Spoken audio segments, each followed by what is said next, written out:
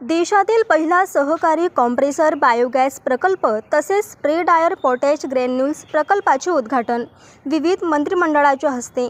कोपरगावसाठी एक ऐतिहासिक दिवस।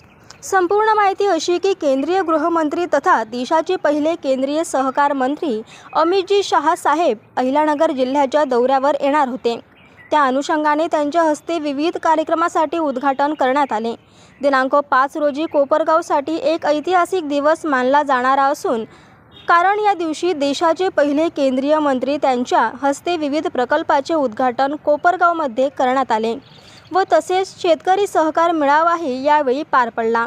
माननीय मुख्यमंत्री देवेंद्रजी फडणवीस यांच्या प्रमुख उपस्थितीत सहकार महर्षी शंकरराव कोल्हे सहकारी साखर कारखाना लिमिटेड व संजीवनी ग्रुप यांच्या संयुक्त विद्यमाने झालेला साखर कारखाना हा नवीन प्रकल्प भारतातील सहकार क्षेत्रासाठी एक नवा आदर्श निर्माण करणारा ठरला आहे।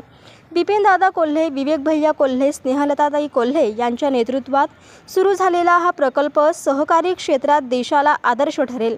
या ऐतिहासिक सोहळ्याला उपमुख्यमंत्री माननीय एकनाथजी शिंदे साहेब, माननीय अजितजी पवार साहेब, केंद्रीय राज्यमंत्री मुरलीधर मोहोळ आदी मंत्रिमंडळ कार्यक्रमासाठी उपस्थित होते।